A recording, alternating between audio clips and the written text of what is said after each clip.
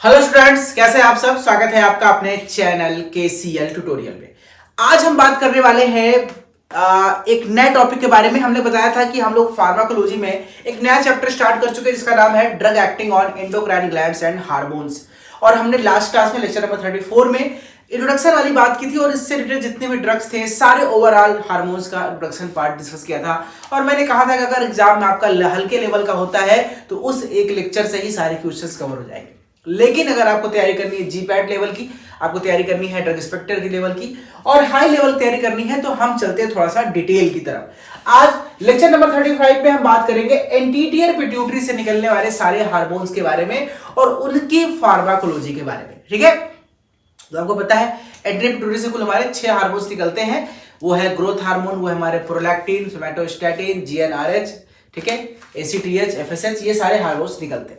तो anterior pituitary के जो हार्मोन्स निकलते हैं उनको शॉर्ट फॉर्म में हम एडिनोहाइपोफाइसिस कहते हैं। इसको याद कर लीजिए, इंपॉर्टेंट टर्म है एडिनोहाइपोफाइसिस। एक वर्ड है, एंटीरियर पिट्यूटरी से निकलने वाले हार्मोन्स को एडिनोहाइपोफाइसिस कहते हैं। मास्टर एंडोक्राइन ग्लैंड होता है, आपको पता है कि एंडोक्राइन ग्लैंड जो है वो मास्टर एंडोक्राइन ग्लैंड कहलाता है पिट्यूटरी, और इसके मास्टर ऑफ मास्टर हाइपोथैलेमस है। ये अलग अलग नेचर के हार्मोन निकालते हैं, खासतौर से पेप्टाइड नेचर के हार्मोन्स निकालते हैं। यानी पिट्यूटरी ग्लैंड से जितने भी हार्मोन्स निकलते हैं वो पेप्टाइड नेचर के होते हैं। पेप्टाइड का मतलब प्रोटीन से बने होते हैं और ये मेम्ब्रेन एक्स्ट्रासेलुलर मेम्ब्रेन रिसेप्टर से बाइंड करते हैं। तो ओवरऑल सारे को एक पॉइंट में आप याद कर सकते हैं कि सारे के सारे एंटीरियर पिट्यूटरी के जो हार्मोन है वो पेप्टाइड नेचर के हैं और ये सेल मेम्ब्रेन पे एक्स्ट्रा सेलुलर मेम्ब्रेन पर बाइंड करते हैं। ठीक है, अब ये हमारी बॉडी में किन किन सिस्टम को कंट्रोल करते हैं इसको समझ लेते हैं। ये हमारे शरीर में हाइपोथैलेमस से रिलीज, जितने भी हाइपोथैलेमस से रिलीज होने वाले 2 तरह के हार्मोन होते हैं, रिलीजिंग और इनहिबिटिंग हार्मोन। ठीक है, हाइपोथैलेमस से करता है, एक रिलीजिंग हार्मोन रिलीज करता है, एक इनहिबिटरी, तो ताकि लेवल आपका मेंटेन रहे। उन सब को कंट्रोल करने का काम कौन करता है? हमारा एंटीरियर पिट्यूटरी करता है। दूसरा, ये हमारे ग्लैंड हार्मोन्स में फीडबैक इनहिबिशन करता है। What is the feedback inhibition? अगर कोई ग्लैंड ज्यादा हार्मोन सीक्रेट करने लगता है तो उसको कंट्रोल करता है कि कम करो, और अगर कोई ग्लैंड बहुत धीरे धीरे हार्मोन सीक्रेट कर रहा है तो उसको रेगुलेट करता है, थोड़ा सा बढ़ाओ। इसे कहते हैं फीडबैक रेगुलेशन या फीडबैक इनहिबिशन, ये काम भी करता है। ठीक है, अब हम बात करते हैं कि जो हमारा ओवरऑल जो एक तरह का जो एंटीरियर पिट्यूटरी से जो हार्मोन्स निकलते हैं वो सेल कितने प्रकार के होते हैं? बेटा ये 3 प्रकार के सेल होते हैं। एक आपके होते हैं एसिडोफिल टाइप, दूसरा बेसोफिल टाइप और तीसरा लाइपो टाइप। यानी कि एक एसिडिक नेचर का आपका सेल्स है, दूसरा बेसिक नेचर के सेल्स हैं और तीसरा लाइपोप्रोटीन नेचर के सेल्स होते हैं, लिपिड फॉर्म के सेल्स होते हैं।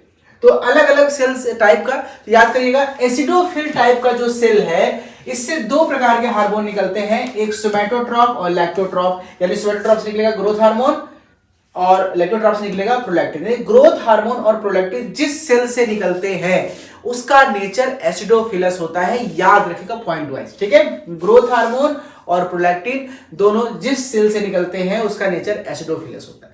दूसरा FSH और LH जिसको बोलते हैं गोनेडोट्रोफिन, और TSH जिसको बोलते हैं थायरोट्रोफिन। यानी thyrotrope thyroid stimulating hormone, follicular stimulating hormone and luteinizing hormone. ये सारे के सारे हार्मोन जो हैं वो बेसोफिल से होते, बेसिक नेचर के होते हैं, बेसोफिल सेल से निकलते हैं। ध्यान दीजिएगा कौन एसिडोफिल से है और बेसोफिल से, इस तरह से याद करिएगा, याद हो जाएगा। और एक तीसरा नेचर का सेल और होता है जो लाइपो नेचर का होता है, जिसको लाइपोट्रॉप कहते हैं। यानी जितने भी कार्टिकोट्रॉफिक हार्मोन्स होते हैं, स्टेरॉइडल हार्मोन जितने भी होते हैं वो लाइपोट्रॉप नेचर के होते हैं। इसमें एग्जांपल है MSH, alpha and beta lipoprotein होते हैं। और ये ह्यूमंस में बहुत खास इसका यूज नहीं है, मतलब MSH की बात हो रही है।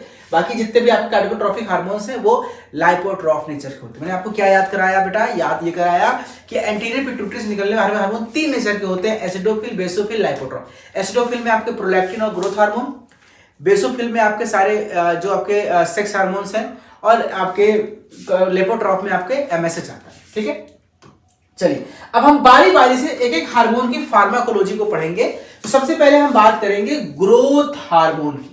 इससे कोई क्वेश्चन कहां छूटेगा नहीं, जितने भी डिटेल क्वेश्चन बन सकते हैं इस टॉपिक से मैं आपको सब एक्सप्लेन करूंगा, सब आपको पढ़ाने की कोशिश करूंगा। ग्रोथ हार्मोन की बात करें तो ये पेप्टाइड नेचर का होता है, यानी अमीनो एसिड से मिलकर बना है। ये एक सिंगल चेन पेप्टाइड होता है जो 191 अमीनो एसिड से मिलकर बना है। याद रखें, growth hormone single chain peptide होता है जो 191 अमीनो एसिड्स बना है और इसका मॉलिक्यूलर वेट 22 किलो डाल्टन होता है। बाकी बात करें तो ये कैसे काम करता है, मैंने कहा ये सारे हार्मोन सेल सरफेस पे काम करते हैं और ये जैक स्टैक पाथवे यानी रिसेप्टर बाइंड करते हैं। JAK STAT pathway, JAK STAT receptor से बाइंड करके ये काम करते हैं। मैकेनिज्म समझ आ गया आपको? ठीक है। फिजियोलॉजिकल एक्शन की बात करें तो फिजियोलॉजिकल कैसे काम करते हैं, हमारी बॉडी में जब भी ग्रोथ हार्मोन रिलीज होते हैं वो क्या काम करते हैं, क्या मैकेनिज्म शो करते हैं, तो उसमें भी हम अलग दे सकते हैं। पहला तरीका है इनडायरेक्ट, पहला मैकेनिज्म है इनडायरेक्ट, यानी कि ये सोमैटोमेडिन्स की तरह काम करते हैं। आपको पता है क्या होता है सोमेटोट्रोफिन? सोमेटोट्रोफिन क्या होते हैं? ग्रोथ हार्मोन के अपोजिट काम करते हैं।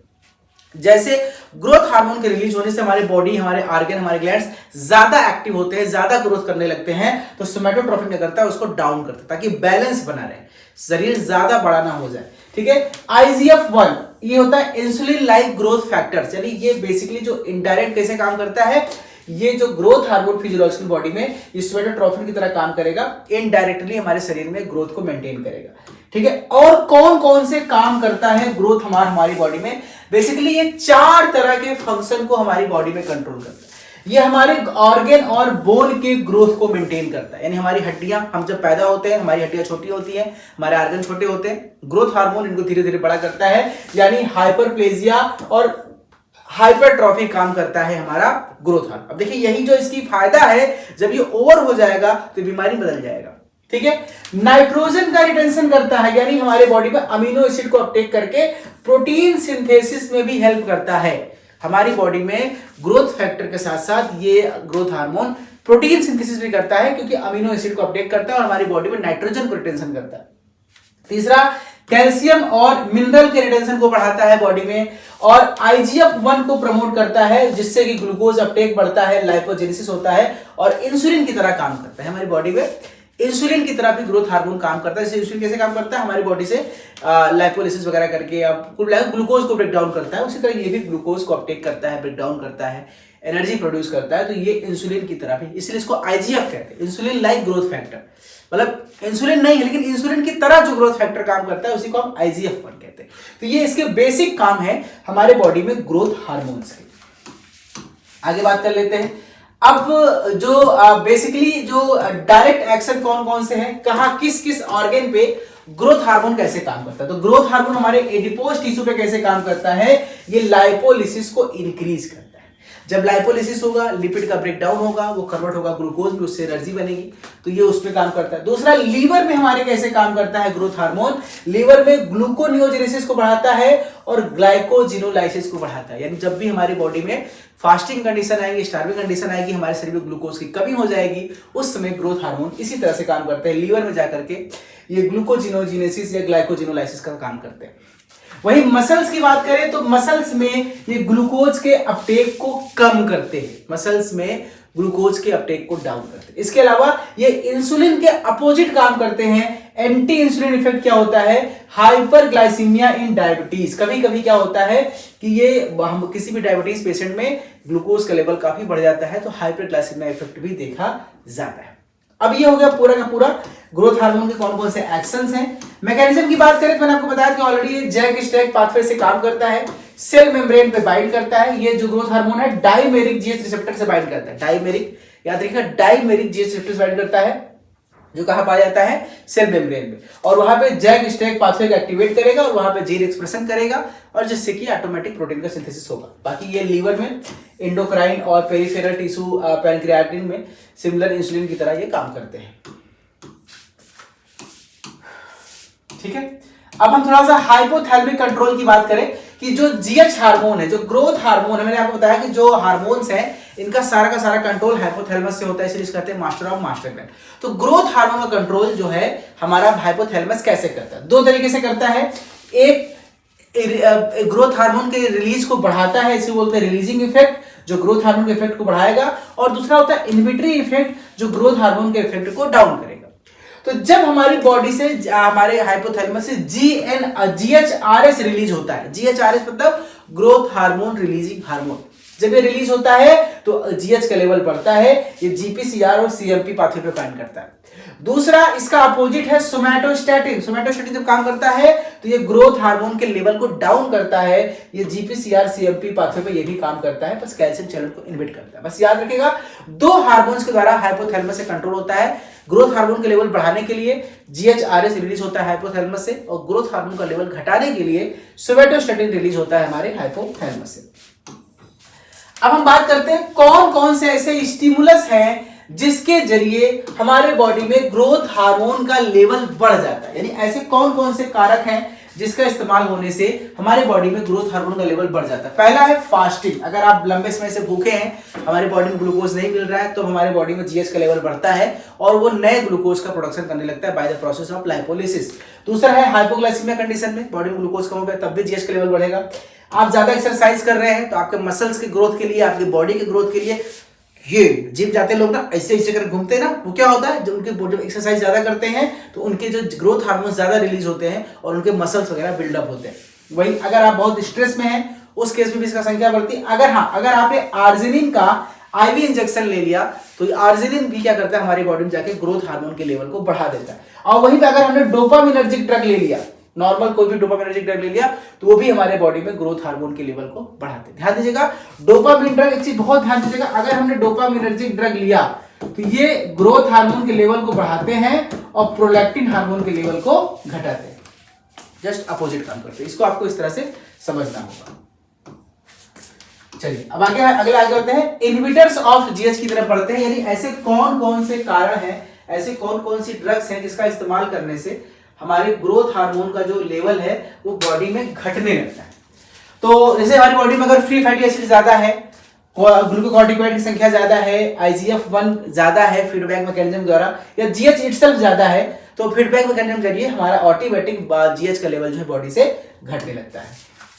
ठीक है, अब हम बात करते हैं डिसऑर्डर्स की। मैंने कहा ना कि अगर ये कोई हार्मोन हमारी बॉडी में बैलेंस से निकल रहा है तो कोई दिक्कत नहीं करेगा, लेकिन अगर वो बैलेंस से ज्यादा बिगड़ जाए, ज्यादा या कम सीक्रेट होने लगे तो वो खतरनाक है। तो कम सीक्रेशन पे बहुत ज्यादा दिक्कत नहीं है, लेकिन ज्यादा सीक्रेशन में बहुत ज्यादा दिक्कत है। देखिए, अगर व्यक्ति में ग्रोथ हार्मोन ज्यादा निकलने लगा तो उसका शरीर भीमकाय होगा, भयंकर हो जाएगा, द ग्रेट खली बन जाएगा, और कम निकलेगा तो टिम्बा बोमा हो जाएगा, यानी कि भाई साहब स्मार्ट बॉय है, थोड़ा सा हाइट कम हो जाएगी, पोटेंशियल में कोई कमी बंदे की नहीं।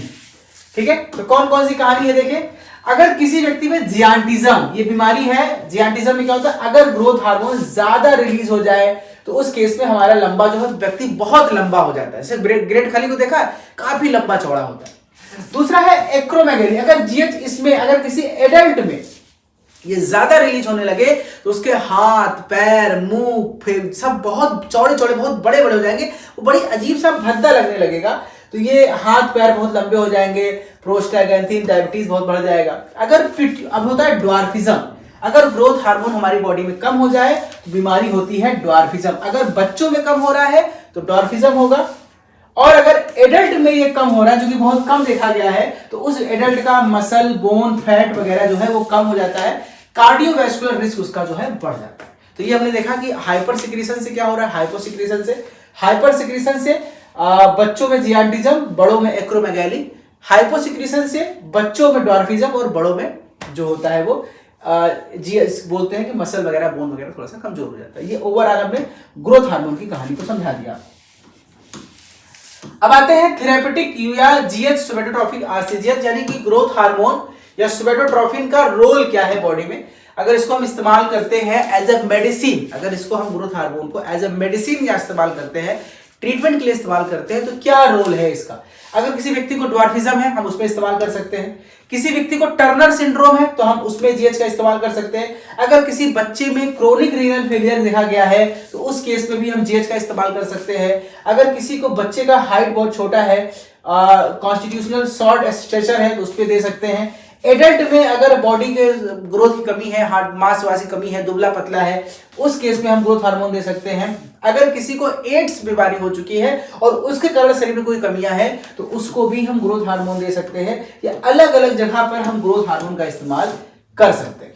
अब डोज की बात कर ले, अगर किसी व्यक्ति को हम ग्रोथ हार्मोन दे रहे हैं तो कैसे देना चाहिए? बच्चों में 0.03 से 0.06 मिलीग्राम पर केजी पर डे के हिसाब से वो देना है सबक्यूटेनियस इंजेक्शन के फॉर्म में। और अगर एडल्ट में देना है तो 150 से 300 माइक्रोग्राम पर डे हम इसको दे सकते हैं एडल्ट में। डोज याद रखिएगा। अब अगर हम किसी व्यक्ति को growth hormone as a medicine दे रहे हैं तो उसके कुछ साइड इफेक्ट भी हो सकते हैं। जी हाँ, साइड इफेक्ट क्या है? अगर ज्यादा हो जाए, कम हो जाए तो उससे भी दिक्कत है, क्योंकि ये लिपिडोसिंट्रोपी होता है तो इंजेक्शन काफी पेनफुल होता है इसका। दूसरा, ग्लूकोज इंटॉलरेंस हो सकता है किसी व्यक्ति को अगर आप ये ड्रग इस्तेमाल कर रहे हैं। हाइपोथायरॉयडिज्म देखा गया है अगर किसी व्यक्ति को ग्रोथ हार्मोन का ट्रीटमेंट दिया जाता है तो। फ्लूइड टेंशन हो सकता है और हेडेक वगैरह, इंट्राक्रैनियल टेंशन जो है ये भी देखा जाता है कि सर दर्द वगैरह बढ़ जाता है, ये भी देखा जाता है अगर किसी व्यक्ति को ग्रोथ हार्मोन हम दे रहे हैं एज अ मेडिसिन। अब आते हैं इसकी फार्माकोलॉजी की तरफ। जीएच इनहिबिटर और एंटागोनिस्ट की बात करें, यानी अगर हमारे बॉडी में ग्रोथ हार्मोन जरूरत से ज्यादा बनने लगे तो हमें ग्रोथ हार्मोन के एंटागोनिस्ट ड्रग का इस्तेमाल करना पड़ता है या ग्रोथ हार्मोन इनहिबिटर्स का इस्तेमाल करना पड़ता है। अगर किसी को एक्रोमेगैली हो जाए, बहुत ज्यादा जियांटिज्म हो जाए और ये हमें बचपन से दिखने लगे तो डॉक्टर्स जो है वो किसका मेडिसिन का ट्रीटमेंट किया। तो सबसे खास इसका सोमैटोस्टैटिन। आपको पता है क्या होता है सोमैटोस्टैटिन? ये नेचुरल जीएच इनहिबिटर है, यानी हमारी हार्मोन्स बॉडी से निकलने वाला हमारे ऑलरेडी ऑटोमेटिक एक तरह का देखा जाए तो ये ग्रोथ हार्मोन का इनहिबिटर है, नेचुरल, बिना किसी मेडिसिन के इस्तेमाल किए। तो जो सोमैटोस्टैटिन होते हैं वो 14 अमीनो एसिड के बने होते हैं, ये भी पेप्टाइड नेचर के होते हैं। ये जीएच, टीएसएच और प्रोलैक्टिन, इंसुलिन, ग्लूकागॉन और जीआई सिक्रीशन, इन तीनों चीजों को सिक्रीशन को रिलीज को इनहिबिट करते हैं। यानी जो आपका सोमैटोस्टैटिन सिर्फ ग्रोथ हार्मोन के रिलीज को कम नहीं करता, ये टीएसएच के, प्रोलैक्टिन के, इंसुलिन के, ग्लूकागॉन के और जीआई सिक्रीशन, इतने चीजों को अफेक्टेड करता है, इतने चीजों को एंटागोनाइज करता है। हाफ लाइफ बहुत कम होता है, केवल लिमिटेड यूज करते हैं, 2 से 3 मिनट का होता है। ठीक है, कब इस्तेमाल करते हैं हम सोमैटोस्टैटिन का इस्तेमाल करते हैं? जब किसी व्यक्ति को एसोफेगल ब्लीडिंग शुरू हो जाए। ये क्या होता है? जब किसी व्यक्ति का बॉडी के अंदर इंटरनल जो ग्लैंड्स होते हैं उसमें ब्लीडिंग शुरू हो जाती है, बहुत खतरनाक केस होता है, उस केस में हम सोमैटोस्टैटिन का इस्तेमाल करते हैं।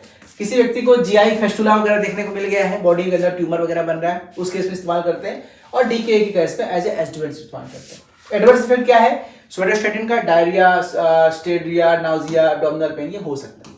अब अगला ड्रग है ऑक्टियोट्राइड। अब देखिए, अभी जो आपने सोमैटोस्टैटिन देखा था वो ग्रोथ हार्मोन का एंटागोनिस्ट था लेकिन नेचुरल था। अब ये जो आपका ऑक्टियोराइड है ना, ऑक्टियोटाइड, ये सोमैटोस्टैटिन एनालॉग है, यानी एंटी ग्रोथ हार्मोन ड्रग है जो कि ड्रग के फॉर्म में, जो सिंथेटिक है। तो ग्रोथ हार्मोन को इनहिबिट करने वाला ऑक्टियोट्राइड, या इसी को हम कह सकते हैं सोमैटोस्टैटिन, जो की तरह काम करता है। ये सोमैटोस्टैटिन से 40 गुना ज्यादा पोटेंट होता है, बाप रे बाप। और इसका हाफ लाइफ ज्यादा होता है, 90 मिनट के आसपास होता है, लॉन्ग एक्टिंग होता है, क्योंकि आपने देखा वो वाला 2 से 3 मिनट काम करता था, ये लगभग 1.5 घंटे काम करेगा। एक्रोमेगैली केस में इसका इस्तेमाल कर सकते हैं, डायरिया केस में इसका इस्तेमाल कर सकते हैं। किसी व्यक्ति को अगर कैंसर है, एड्स है, कीमोथेरेपी चल रही है, उसको बार बार लैट्रिन उल्टी हो रही है, उस केस में हम ऑक्टियोटाइड का इस्तेमाल करते हैं। वहीं पे वेरिएबल ब्लीडिंग हो रही है, अगर किसी व्यक्ति के इंटरनल ग्लैंड से ब्लीडिंग हो रही है, उस केस में भी हम लोग ऑक्टियोटाइड का इस्तेमाल करते हैं। अब ये ऑक्टियोट्राइड ड्रग है, उसका डोज देख लेते हैं। 50 से 100 माइक्रोग्राम सबक्यूटेनियस देते हैं बीडी, लगभग 200 माइक्रोग्राम टीडीएस दे सकते हैं, और 10 से 30 मिलीग्राम आयरन देते हैं हम लोग वीकली। और एडवर्स देखा जाए तो स्टोरिया, एब्डोमिनल पेन या गैलेस्टोन, ये इसके साइड इफेक्ट है। अगला ड्रग है हमारा बेटा लैंग्रोट्राइड। जैसे आपने देखा था एक्ट्रोट्राइड, ये सब ग्रोथ हार्मोन इनहिबिटर ड्रग है। तो अगला है नैरिट्रोट्राइड, ये लॉन्ग एक्टिंग ड्रग है, 10 से 15 दिन तक काम करता है और एक्रोमेगैली के केस में इसका इस्तेमाल किया जाता है। वहीं पे कुछ ड्रग हैं जो जैसे नाम है पेग्विस्टोमैन। पेग्विस्टोमैन ड्रग याद कर लीजिएगा, एक अलग ड्रग है क्योंकि ग्रोथ हार्मोन के रिसेप्टर को ही ब्लॉक करता है, यानी एंटी जीएच हार्मोन्स है। तो जो आपका पेग्विस्टोमैन ड्रग है ये बेसिकली ग्रोथ हार्मोन के रिसेप्टर को ब्लॉक करता है। एक्रोमेगैली केस में हम इसका इस्तेमाल करते हैं। ठीक है, तो ये हमने अभी तक पूरा कहानी पढ़ लिया ग्रोथ हार्मोन के बारे में। अब हम डिस्कस करेंगे प्रोलैक्टिन के बारे में। थोड़ा सा प्रोलैक्टिन को भी समझ लेते हैं, प्रोलैक्टिन कैसे काम करता है।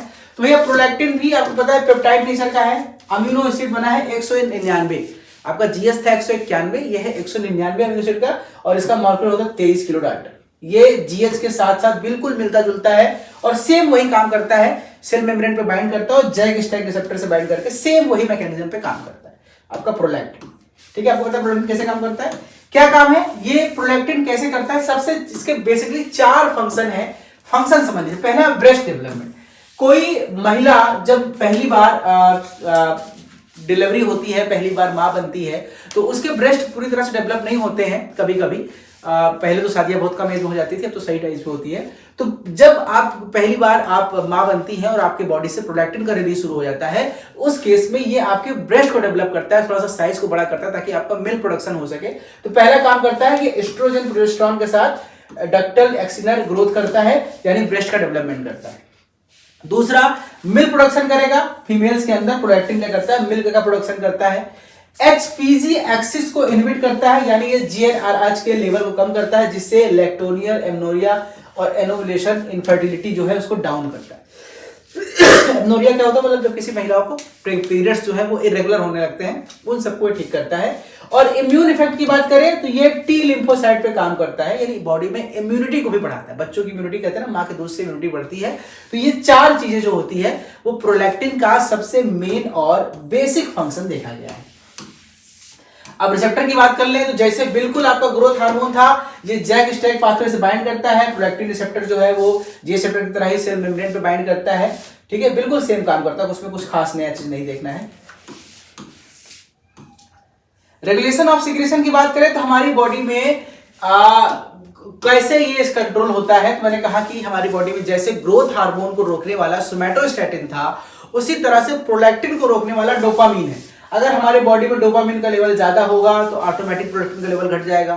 डोपामिनर्जिक ड्रग अगर हम इस्तेमाल कर रहे हैं तो भी प्रोलैक्टिन का लेवल घट जाएगा। इसलिए डॉक्टर्स क्या करते हैं, किसी महिला में जब प्रेगनेंसी हो, डिलीवरी होती है, ब्रेस्ट फीडिंग होती है, तो उस केस में डोपामिनर्जिक ड्रग का डोज कम कर देते हैं, नहीं देते। कौन कौन से ऐसे फैक्टर्स हैं जो डोपामिन के प्रोलैक्टिन के लेवल को घटाते हैं या बढ़ाते हैं? तो सबसे बड़ा फैक्टर है डोपामिन, ये प्रोलैक्टिन के लेवल घटाएगा, याद कर लीजिए। D2 एगोनिस्ट, डोपामिन एगोनिस्ट है तो ये भी घटाएगा। अगर D2 ब्लॉकर हम ले रहे हैं, डोपामिन ब्लॉकर, तो ये ऑटोमेटिक प्रोलैक्टिन के लेवल को बढ़ाएगा। और अगर हम DA डिप्लीटर ले रहे हैं, डिप्लीटर मतलब जो डोपामिन ड्रग को ब्रेक डाउन कर देता है, यानी डोपामिन के लेवल घटा देता है, तो ये भी प्रोलैक्टिन के लेवल को बढ़ाएगा। एग्जांपल याद कर लीजिए, DA डोपामिन तो ऑलरेडी, जो D2 एगोनिस्ट ड्रग कौन कौन है, ब्रोमोक्रिप्टिन और कार्बिग्रोल। याद रखिएगा, ब्रोमोक्रिप्टिन और कैब्रिगोलिन जो है ये दोनों डोपामिन एगोनिस्ट ड्रग होते हैं, यानी ये प्रोलैक्टिन के लेवल को कम करेंगे। दूसरा, D2 ब्लॉकर में क्लोरप्रोमाजिन, हेलोपेरिडोल और मेट्रोक्लोप्रोमाइड, ये सारे के सारे ड्रग क्योंकि डोपामिन एंटागोनिस्ट ड्रग हैं, तो ये प्रोलैक्टिन के लेवल को बढ़ाएंगे। और वहीं पर DA डिप्लीटर में रेसरपीन है, तो रेसरपीन भी आपके प्रोलैक्टिन के लेवल को बढ़ाएगा। ये रेगुलेशन याद कर लीजिए, किस ड्रग के इफेक्ट से प्रोलैक्टिन का लेवल घट जाता है और किस ड्रग के इफेक्ट से प्रोलैक्टिन का लेवल बढ़ जाता है। बस ये याद करिए, और ट्रिक याद करिएगा, जो डोपामिन के लेवल को बढ़ाएगा वो प्रोलैक्टिन को घटाएगा। बस ये समझ लीजिएगा, आपको ऑटोमेटिक से याद हो जाएगा। अब स्टिमुलेंट की बात कर ले, यानी कौन कौन सी ऐसी मेडिसिन है जिसका इस्तेमाल करने से भाई साहब डोपामिन का लेवल, जो प्रोलैक्टिन का लेवल स्टिमुलेट हो जाता है। जैसे कि TRS, थायराइड, अगर थायराइड रिलीजिंग हार्मोन रिलीज हो रहा है तो ये प्रोलैक्टिन के लेवल को भी बढ़ाता है। VIP है, इसको बोलते हैं वैसोएक्टिव, कुछ इंड्यूसर प्रोटीन करके होता है, पेप्टाइड्स होते हैं। Stress excretion, hypoglycaemia, pregnancy, sucking, ठीक है, ये सारे के सारे जो आपके सकलिंग क्या होता है, जब बच्चा माँ के मिल्क को पीने के लिए जब निप्पल को सक करता है, उस केस में प्रोलैक्टिन का लेवल बढ़ता है, ठीक है। अब हम बात करते हैं हाइपर प्रोलैक्टिनीमिया। अगर हमारी किसी महिला के शरीर में प्रोलैक्टिन का लेवल जरूरत से ज्यादा बढ़ने लगे तो उसे कहते हैं हाइपर प्रोलैक्टिनीमिया, और वो कई प्रकार की दिक्कतें पैदा कर सकता है। कौन कौन सी दिक्कत पैदा कर सकता है? पहला है हाइपोथैलेमिक डिसऑर्डर। आपके बॉडी में, क्योंकि ये डोपामिन के लेवल घटा देगा, प्रोलैक्टिन डोपामिन का अपोजिट काम करता है, डोपामिन का लेवल घटेगा तो हमें कई प्रकार की हाइपोथैलेमिक डिसऑर्डर या मेंटल डिसऑर्डर देखने को मिल सकते हैं। DA एंटागोनिस्ट की तरह DA डिप्लीटर जो है उस पर इफेक्ट करेगा, ये जो कि बढ़ेगा तो हमारे डोपामिन का लेवल घटाएगा। प्रोलैक्टिन का माइक्रो काम कर सकता है। हाइपोथायराइडिज्म हो सकता है क्योंकि ये हमारी बॉडी में TRS के लेवल को बढ़ाएगा, जिससे हमारे बॉडी में थायराइड का लेवल घट सकता है। क्लिनिकल फीचर की बात करें, महिलाओं में गैलेक्टोरिया, एमनोरिया और इनफर्टिलिटी हो सकती है अगर प्रोलैक्टिन का लेवल बहुत बढ़ जाए तो। और आदमियों में भी प्रोलैक्टिन का रिलीज होता है, लेकिन अगर वो बढ़ने लगे तो लिपिडो हो जाता है, इनफर्टिलिटी यानी सेक्स की डिजायर खत्म हो जाती है, आदमी संत बन जाता है, और इनफर्टिलिटी मतलब नपुंसकता भी आ सकती है। तो ये प्रॉब्लम्स होती है मेल और फीमेल में, ठीक है। अब हम अलग अलग कुछ मेडिसिन के बारे में पढ़ लेते हैं, जैसे ब्रोमोक्रिप्टिन की बात कर लेते हैं। तो ब्रोमोक्रिप्टिन कैसा ड्रग है? हमारा ग्रोथ प्रोलैक्टिन जो है वो इनहिबिट करता है, क्योंकि ये डोपामिन एगोनिस्ट ड्रग है। तो ये एर्गोट डेरिवेटिव है, D2 एगोनिस्ट है, प्रोलैक्टिन के लेवल घटाता है, GH को घटाता है, एक्रोमेगाली में इस्तेमाल करते हैं। ये सब ऑलरेडी डोज क्या है 1.25 मिली mg बीडी के फॉर्म में इसको हम देते हैं। ठीक है, इसका यूज क्या है, हाइपरप्रोडक्टिनिमिया में अगर किसी व्यक्ति को प्रोडक्टिन लेवल बढ़ जाए उस केस में हम ब्रोमोक्रिप्टो देते हैं, एक्रोमेगाली में देते हैं, पार्किंसोनिज्म में देते हैं, टाइप 2 डायबिटीज मेलिटस में देते हैं। इसका साइड इफेक्ट है नोजिया, वोमिटिंग, लेट क्या है ये देख सकते हैं। अगला ड्रग है कैबरगोलिन, तो ये भी यह है D2 सेलेक्टिव एगोनिस्ट है, तो ये भी हमारे प्रोडक्टिन लेवल घटाएगा। डोज 0.25 mg के फॉर्म में आते हैं, बीडी खाते हैं। ठीक है, और इसके भी कुछ यूज है और साइड इफेक्ट है, कहाँ इस्तेमाल करते हैं। ठीक है, ये हमने दिखा दिया। अब हमारा अगला हार्मोन है जो है गोनाडोट्रोफिन एंड रिलेटेड हार्मोन्स। तो हमने है gonadotrophin and related hormones. What is the gonadotrophin? जो हमारे गोनाड से रिलीज होते हैं। What is the gonads? They are the sexual organ actually for male and female. अब क्या क्या है बात करें हम लोग पे FSH और FHLH की बात करते हैं। FSH is called follicular stimulating hormone and LH is the luteinizing hormone. दोनों ग्लाइकोप्रोटीन नेचर के होते हैं। अल्फा चेन दोनों में 2 चेन से मिलकर बने होते हैं, अल्फा और बीटा। अल्फा चेन दोनों के केस में सेम है FSH और LH के केस में, जबकि बीटा चेन जो है दोनों में अलग अलग पाए जाते हैं। ठीक है, दोनों का थोड़ा सा बीटा चेन अल्फा चेन को समझ लेते हैं। जो हार्मोन FSH है उसमें जो बीटा चेन है उसमें 111 अमीनो एसिड है, जबकि LH के बीटा चेन में 121 अमीनो एसिड है। 111 121 रुपए का दर्जा शुभ होता है। 33 किलो डाल्टन 30 डाल्टन के आसपास इसका वेट होता है और हाइयर मॉलिक्यूलर वेट होता है क्योंकि इसमें शुगर मॉइटी थोड़ा सा ज्यादा होते हैं और इसका मॉलिक्यूलर वेट थोड़ा सा कम होता है क्योंकि इसमें शुगर मॉइटी कम होते हैं। अब थोड़ी सी बात कर लेते हैं कि FSH और LH हमारी बॉडी में क्या काम करते हैं। तो ये मेल और फीमेल में दोनों में अलग अलग काम करते हैं। जैसे फीमेल की बात कर लें तो फीमेल में जो FSH है ये फॉलिकुलर ग्रोथ करते हैं। What is the follicular growth? आपने देखा होगा ओवरी होता है, उस ओवम होता है, उस ओवम के अंदर से जब ओवोसाइट निकलता है तो ये बन जाता है कार्पस ल्यूटियम। ये दोनों फॉलिकल्स कहलाते हैं जिसके अंदर ओवम मैच्योर होता है। तो ये फॉलिकुलर ग्रोथ करता है, ओवम का डेवलपमेंट करता है, फॉलिकल्स के अंदर ओवम को डेवलप करता है, एस्ट्रोजन के सिक्रीशन को इंक्रीज करता है और इसके साथ साथ ये ओवेरियन एट्रोफी को रोकता है। अगर किसी भी ओवरी का जो सिस्ट बनने लगता है, एट्रोफी होने लगता है, तो उसको भी रोकने का काम करता है। वही मेल की बात करें तो जो FSH है ये मेल में जहां पे फीमेल्स के ओवेरियन सेल से निकलता है, वही मेल में ये सर्टोली सेल पे काम करता है। जो FSH है वो मेल के सर्टोली सेल पे काम करता है, स्पर्मेटोजेनेसिस प्रोसेस को सपोर्ट करता है, यानी स्पर्म की प्रोडक्शन को हेल्प करता है। इसके साथ साथ ये सेमिनिफेरस ट्यूब्यूल्स पर काम करता है और इसके एब्सेंस में टेस्टिकुलर एट्रोफी देखी जाती है, यानी टेस्टिस का साइज थोड़ा सा बढ़ जाता है। अब हम बात करें LH हार्मोन की, तो ल्यूटिनाइजिंग हार्मोन की बात करें तो फीमेल्स में ये ओवेरियन प्री ओवेरियन स्वेलिंग में हेल्प करता है, ओव्यूलेशन को ट्रिगर करता है। ओव्यूलेशन मतलब आपके प्रोलैक्टिन हार्मोन की हेल्प से ओव्यूलेशन ट्रिगर होता है। ल्यूटिनाइजेशन का मतलब कार्पस ल्यूटियम डेवलप होता है, यानी ग्राफियन फॉलिकल से बनता है कार्पस ल्यूटियम ओवम निकलने के बाद।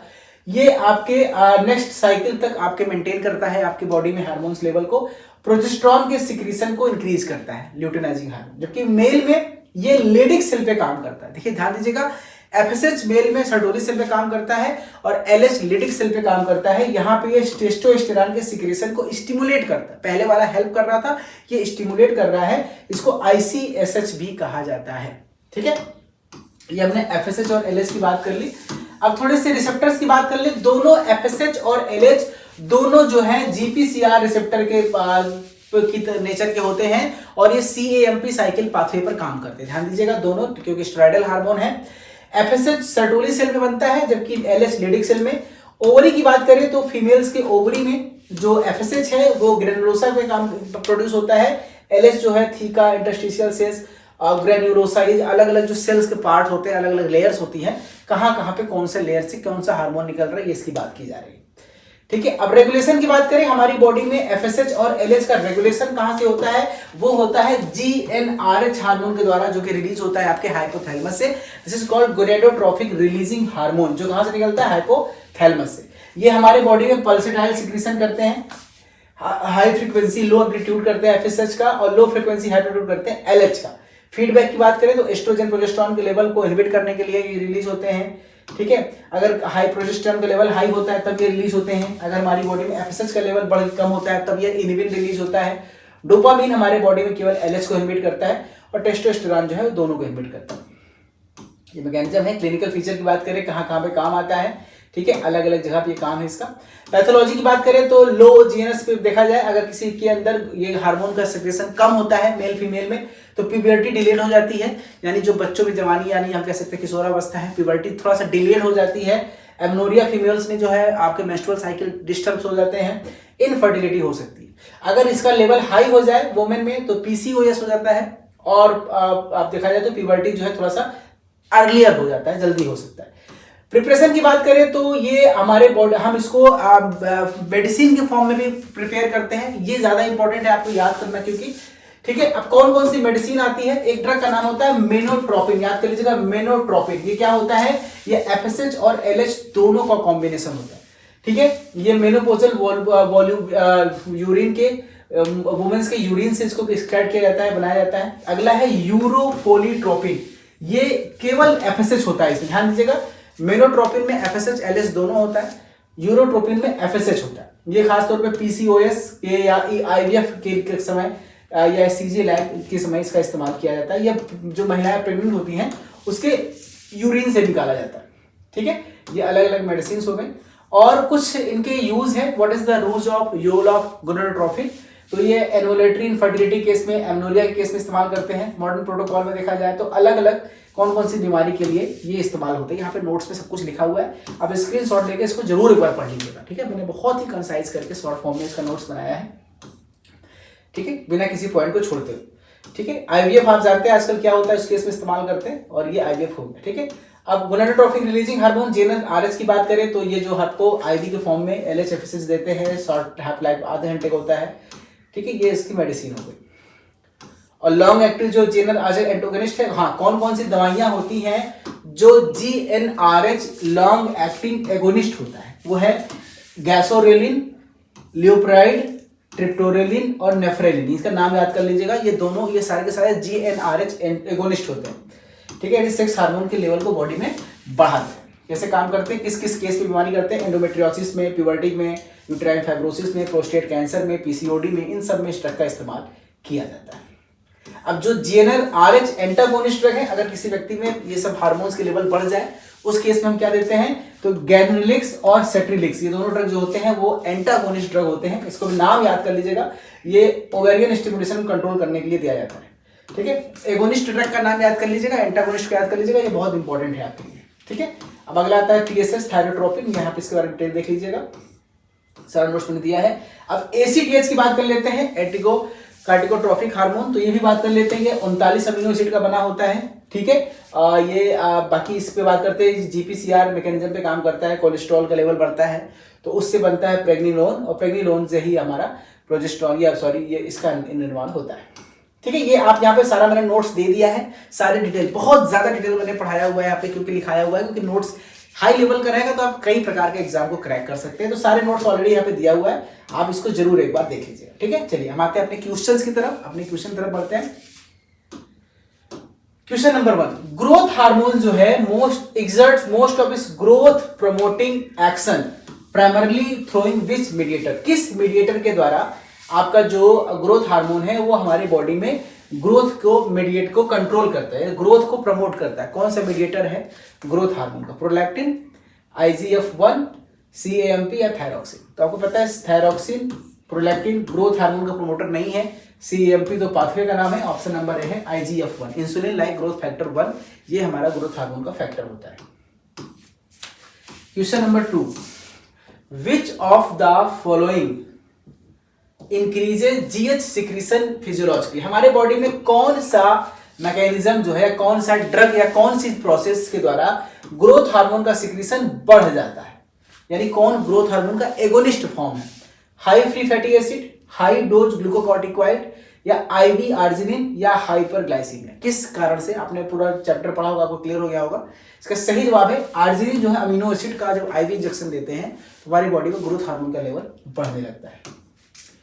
क्वेश्चन नंबर 3 की तरफ चलते हैं, ठीक है। क्वेश्चन नंबर 3 कह रहा है ऑक्टेरोट्राइड, ये ड्रग का नाम आपको याद होगा जब हमने पढ़ा था। Octreotide is preferred over natural somatostatin in acromegaly, अगर आपकी कोई सब बीमारी है एक्रोमेगैली यानी ग्रोथ हार्मोन का रिलीज ज्यादा हो गया है, उस केस में हम ड्रग इस्तेमाल करते हैं एक्टेरोटाइड। एक्टेरोटाइड क्या होता है? ये ग्रोथ हार्मोन इनहिबिटर होता है, या हम कह सकते हैं कि सोमैटोस्टैटिन एगोनिस्ट होता है। तो ये ज्यादा प्रेफर करते हैं, क्यों बताइए? चारों ऑप्शन आपके सामने हैं, ध्यान से पढ़िएगा। ठीक है, ये इंसुलिन के सिक्रेशन को इनहिबिट नहीं करता है, ये ज्यादा इसमें हाफ लाइफ होती है, इसका टीएसएच को इनहिबिट नहीं करता है, इसका गैस्ट्रोइंटेस्टाइनल हार्मोन पर कोई इफेक्ट नहीं होता। अगर आपने नोट्स पढ़ा थोड़ी देर पहले बताया था मैंने कि किसका हाफ लाइफ ज्यादा होता है, करीब 90 मिनट के आसपास होता है, जबकि नेचुरल सोमैटोस्टैटिन का हाफ लाइफ केवल 2 से 3 मिनट का होता है।